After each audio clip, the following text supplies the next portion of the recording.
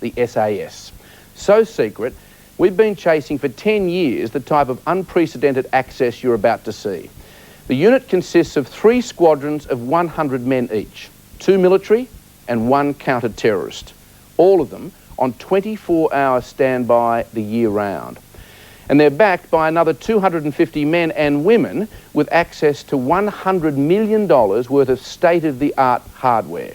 But it's no place for the faint-hearted.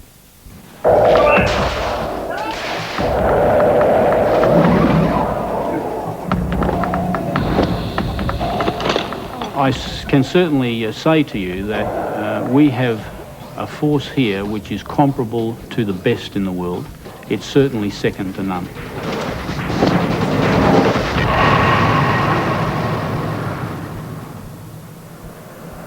6:30 in the morning, and men from the SAS No. 1 Squadron gear up for a parachute jump into the Indian Ocean off the coast of Western Australia. And the whole point of this exercise is to get ashore to hostile territory unnoticed, just like they did in East Timor before the main landing force arrived.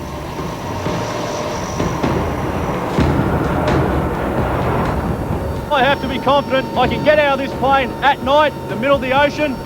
Once it hits the ground, it's myself, one other bloke. We've got to find that boat. If we don't find that boat and get it built, it's not only our lives, or possibly the lives of the blokes that follow on. You get nervous about this stage, about the standby stage. When the red light comes on, you get a bit nervous, yeah.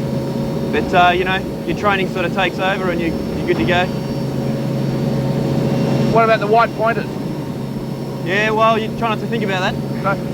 Sorry to mention it. I shouldn't have mentioned it.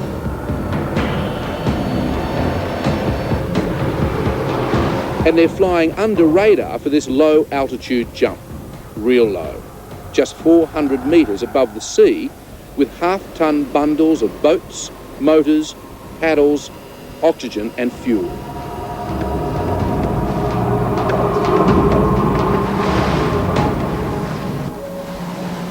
From water level to 8 kilometres in the air, these guys are also expert high-altitude parachutists requiring oxygen masks. These jumps enable them to drift into targets unnoticed from dozens of kilometres away. And if you think that's a good effort, imagine jumping from the same height in the dead of night. You need integrity and you need to be honest and you have to be aware of your own weaknesses and strengths. And you also need to be a team player as well as being an individual in your own right where you can operate by yourself. I think intelligence is important. We're looking for thinking soldiers. To gain such intimate access and protect the SAS, a current affair agreed not to fully identify them, except for support staff and senior officers like the commander of Special Forces, Brigadier Duncan Lewis. If they are selected for service in the SAS regiment, they feel as though they have climbed Mount Everest. Each year you get around 150 hopefuls who want to join the SAS. How many actually get through the course? Traditionally, the figure's about 20%, Mike. It does fluctuate who pass, yes. And it's no wonder that only 40 men survive the agonising annual selection course, which includes a period in the outback with no food, no water. One of the nicknames for SAS soldiers is chicken stranglers. Is it true during the selection course, after they haven't eaten for a week or so, you'll throw them a live chicken?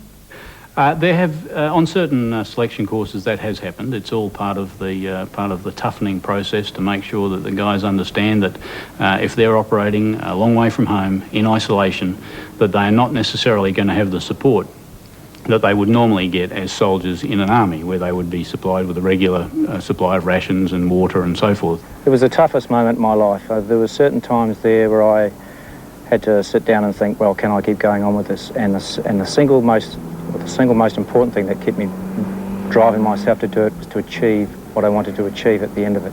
And that was to be a member of this very special unit. Included in their $100 million worth of equipment is this state-of-the-art mock-up Black Hawk helicopter. This allows them to train for the real thing, rappelling out of choppers from 10 stories high. Good luck. Good luck, guys. People often think of the SAS as Rambo types. What do you say? No, that's completely wrong. There's no room for for swaggering cowboys in the SAS. If you've got someone who's too wrapped up in his own ego and the tough guy image, he's not going to be a contributing member to the team. In fact, probably dangerous. In fact, a liability, yes. No Rambos?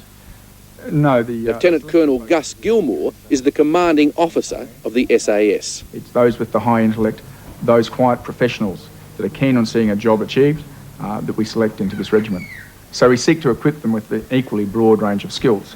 They might include patrolling skills, communications, medical skills, as well as insertion skills such as parachuting, freefall parachuting, diving, long-range vehicle operations, and language skills. SAS skills are not just physical. Language classes like this one in Indonesian are just as crucial behind enemy lines. In fact, over a dozen languages are taught here. Are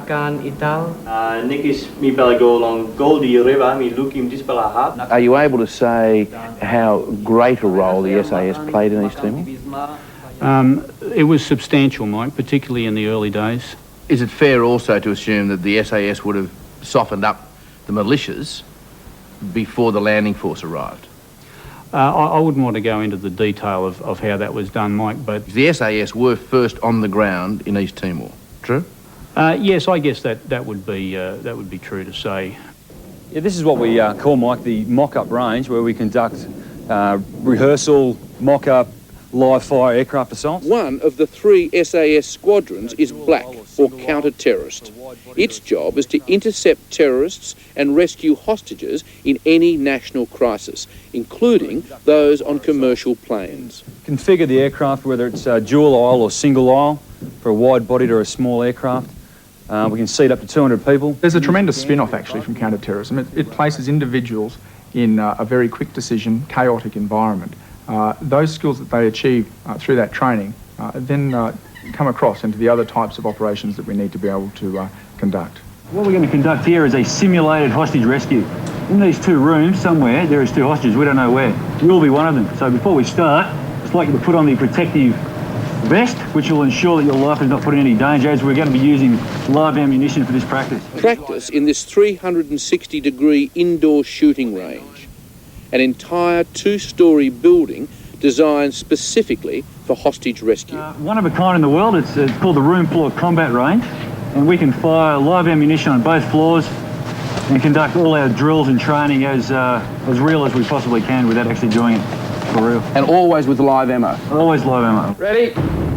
Once the building is pitch black, the 3 soldiers have to find which room the terrorists are holding the 2 hostages in.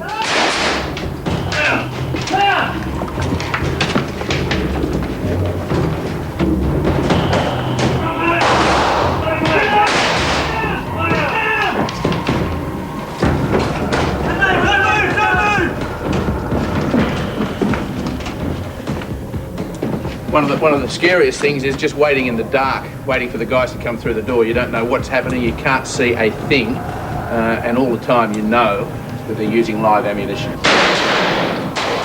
Is it true that it has the nickname of the Killing House? The 360-degree indoor range has been called the Killing House in the past, and that's the nature of the training that takes place there. But the emphasis, of course, in the counter-terrorist role is very much on saving the lives of the hostages. And so equally, we prepare our individuals, our soldiers, to be able to identify friend or foe and indeed save lives. Despite their tough killer image, these SAS soldiers are still family men at heart. And because they're away for up to 10 months every year, the unsung heroes are their wives and children.